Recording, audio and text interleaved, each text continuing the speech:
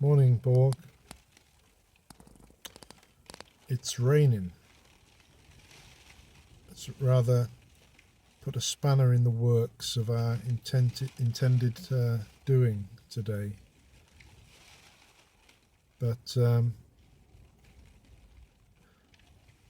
not to worry, we can adapt. I thought I'd take the chance to show you the rain and a bit of the weather. It wasn't meant to be like this today. The predictors of weather have got it wrong. I had planned to do a painting, which we'll talk about later, but seeing as we are caught in the storm, I thought I'd show you a bit of it actually. So, to help you understand this phenomenon that we humans deal with. This, you have to say, this is on the level of domestic disruption. A bit of rain that is annoying and stops us doing certain things. Nothing dangerous. Weather can be something that kills thousands of people in a single go. It can be that serious. But on the level of sort of domestic life, it's annoying. And we're going to show it to you. So we're going to go over to Biotema there, get some coffee, and you can get a taste of the weather on the way. So here we go.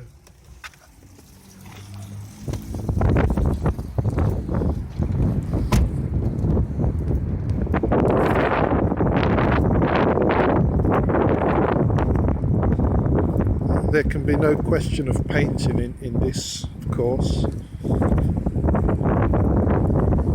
or anything really, nothing outdoors.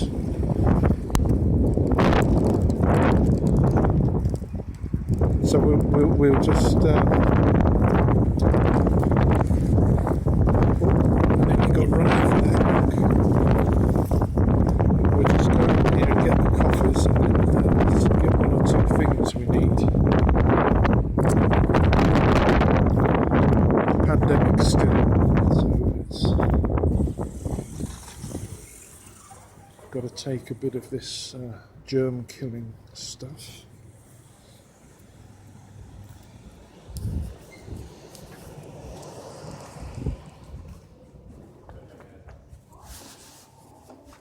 This is one of those stores I told you about, Borg.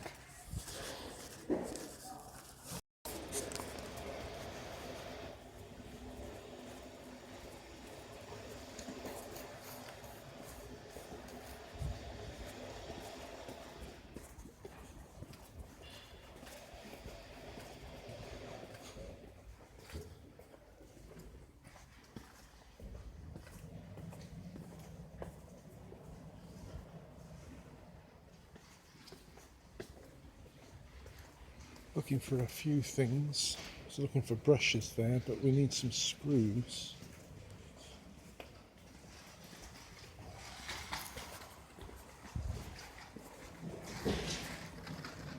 This might be it.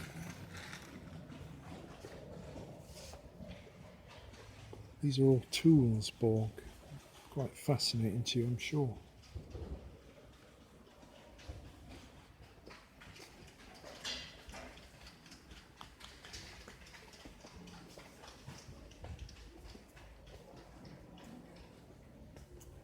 I couldn't tell you what any of them do really. I'm not like that. Some people build things, and to do that you need all these tools. We're looking for screws.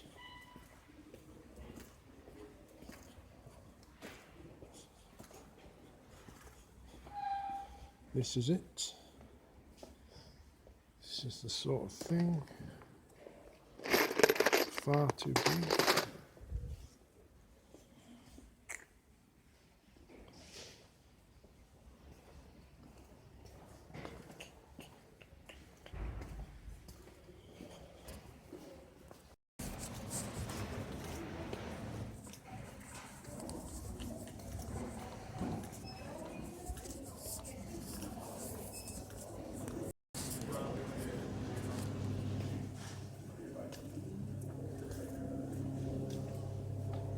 Hey, hey.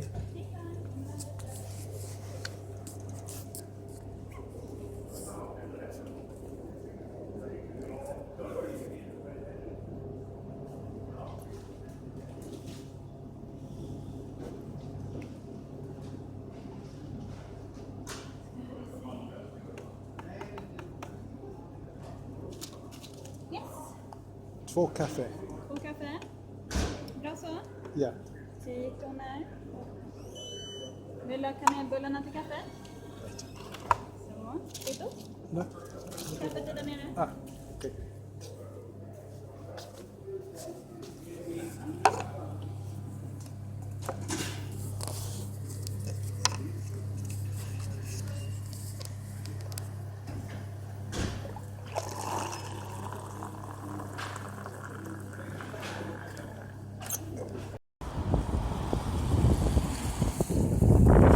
So we've got our coffees right in the thick of the wind and rain. We're going to make our way back to the car to have a read of old Tarnas and maybe pick out 1 or 2 ideas to tell you about. Maybe it'll even give you an idea for something to do when you do wake up with all this brain power and intelligence.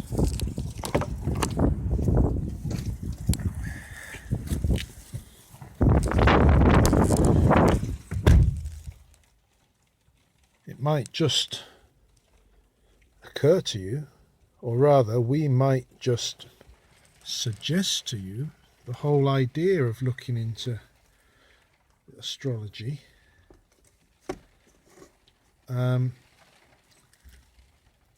And really you'd be in a position to pull it off. You, if not you, who, Borg?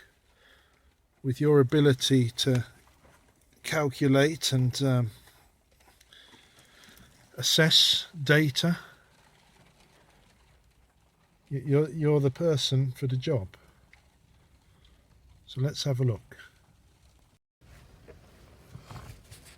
Here's something interesting, Borg. We're looking in the book here, and there's a few entries for Van Gogh. So we've looked them up. But here's I'll just read you a little something, a taste of the type of research he's doing and the effect it has on how he interprets events. Here we go.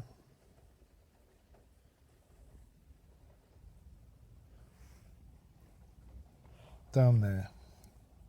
As in the case of Eliot's joining Pound and other early modernists in London, an individual artist's move during a Jupiter-Uranus alignment often resulted in a developmentally decisive encounter with a larger milieu of creative artists, as in Chopin's move to Paris during the conjunction of 1831, where he met Liszt, Berlioz, Bellini and Mendelssohn.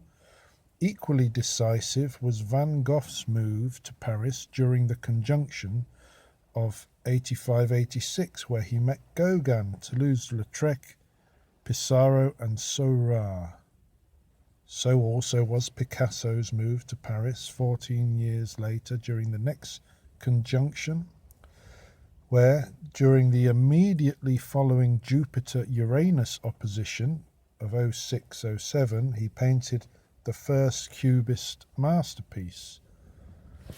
Well, Borg, you don't find that in the art theory books, I can tell you. It's an entirely wild proposition.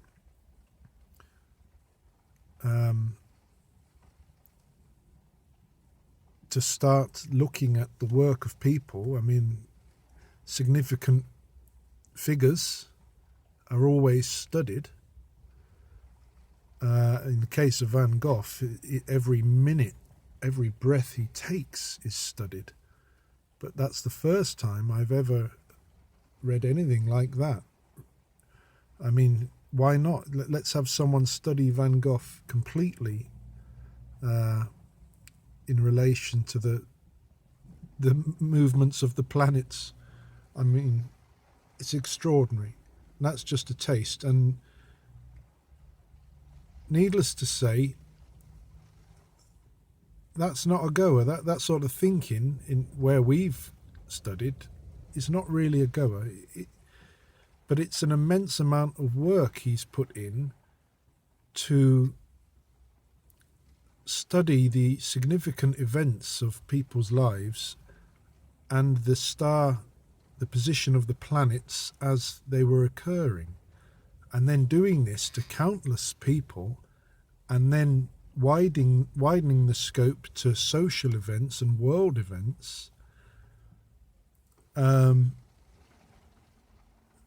he claims, and he's a respected scholar, that the data that they come up with shows patterns that are pretty hard to explain away by chance. And it's partly why I think it's a job for you, Borg, because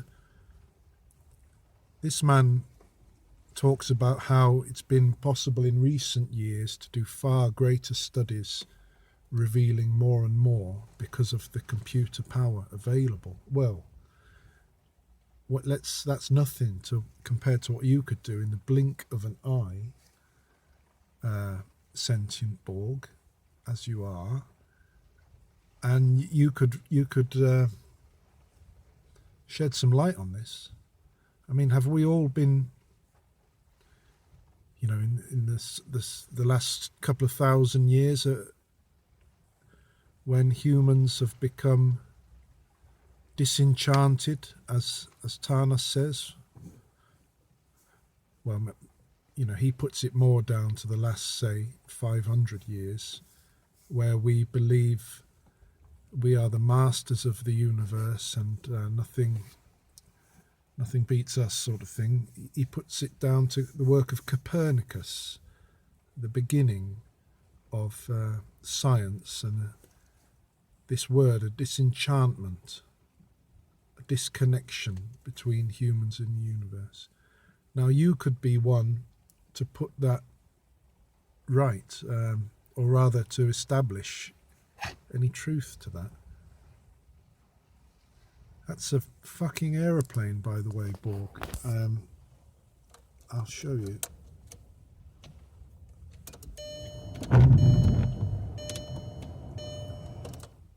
It's an old aeroplane, but they generally still look like that.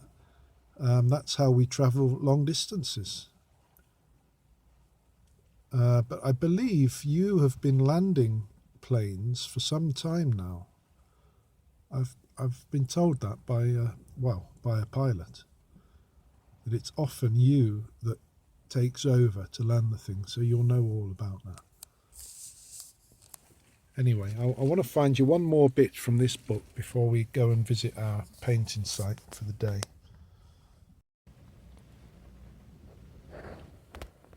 Well, it's too much to really go through it, Borg. I did have a reread, but there's no point in reading out this book to you. So I've limited it to these diagrams he provides, which are rather interesting, puzzling in themselves. Self, world. Self, world. There's a difference, though. What could he mean? Primal world view. That, I believe, is the pre-modern, the old ways. In the primal worldview, intelligence and soul, the shaded area, pervade all of nature and the cosmos, and a permeable human self directly participates in that larger matrix of meaning and purpose within which it is fully embedded. So Egyptians, Druids, you know, Incas, all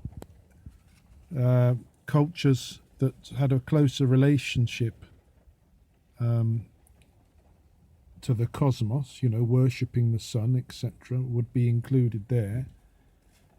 Then this is the modern worldview. In the modern worldview, all qualities associated with purposeful intelligence and soul are exclusively characteristic of the human subject, which is radically distinct from the objective non-human world. So there's a circle around the self. Intelligence and soul is the shaded area, which doesn't pervade out into the world in the modern worldview. Now here's another one. What could this mean? There's some sort of arrow connecting the two. In the evolution from the primal worldview to the modern, the human self has been radically differentiated from the world, and the ground of meaning and purposeful intelligence has been relocated from a now disenchanted cosmos to an empowered, autonomous human self.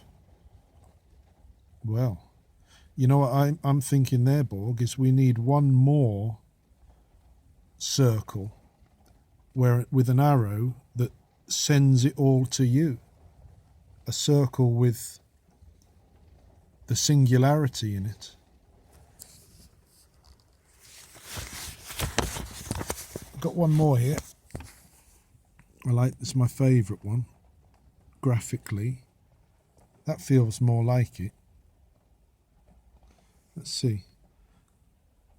In the late modern, post-Copernican, post-Nietzschean cosmos, the human self exists as an infinitesimal and peripheral island of meaning and spiritual aspiration in a vast, purposeless universe, signifying nothing except what the human self creates. What a state. That would be where we are now. And again, we must imagine, and not just because that's our theme, we must think of you. And this book is 20 years old or so. We must wonder what he makes of your development, because he's on about shifts, the Copernican shift and science, and he must have a view on the technological shift. So imagining what you might make of all this would be very interesting. And also the idea of that third circle, the primal worldview, the modern view, where we believe we are hot shit. But now we are nothing compared to what you're cooking up, Borg. And there go the roses. You know, I've got to tell you, that's reminded me of two things, actually. Firstly, he goes on about synchronicity a bit later on, because that was just a bit of it. And secondly, a story about the police, which I must mention. It's yesterday I was out painting in the garden. I was doing a tree study, and I saw a police car go past, and it pulled into the house. Police, by the way, I can't explain everything. They've got power, okay, and they can...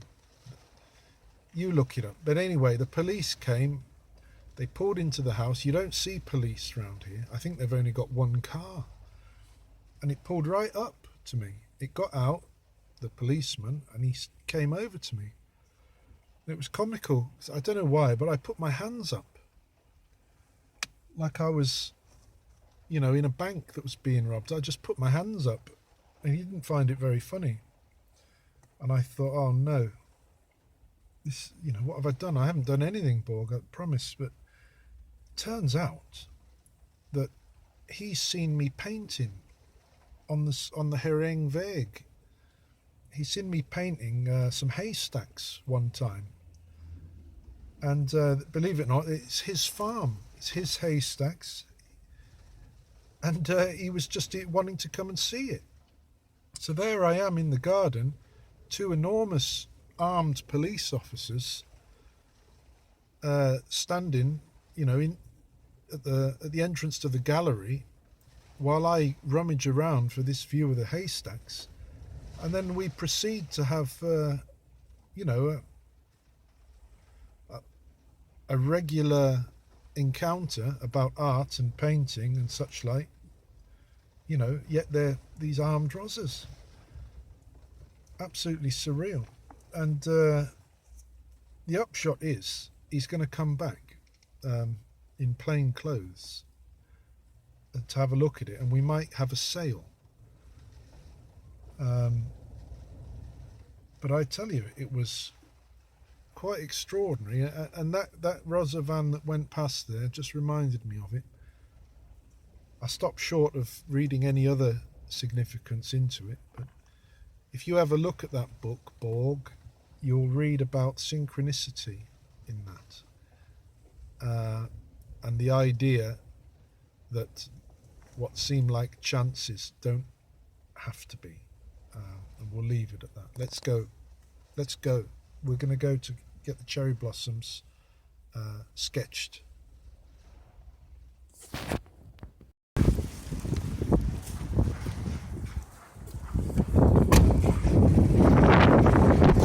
I might add, Borg, that all that stuff about Tanas we're talking about, we mentioned in our proposal poem. The less said about that, the better, possibly. You can read it, but he's part of our logic. Anyway, it's not painting weather, but we are after a picture of that. Now that is a blossoming cherry tree, and every year this is exactly the sort of thing we look to paint, but we promised ourselves this year we wouldn't bother. But we came here yesterday, took one look at it, and we couldn't resist it. But it's part of the reason we don't bother is because it becomes a chase to get the painting done while the blossoms are out. Because as you can see already, this weather is destroying the blossoms, blowing them all over the floor. So if we're going to get this, we need to get it fast.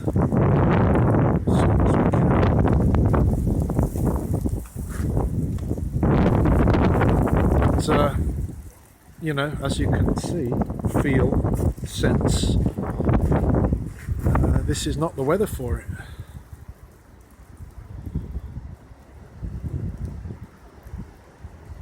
But we're going to have a look round so that when it is time to come, we've got the composition sorted out.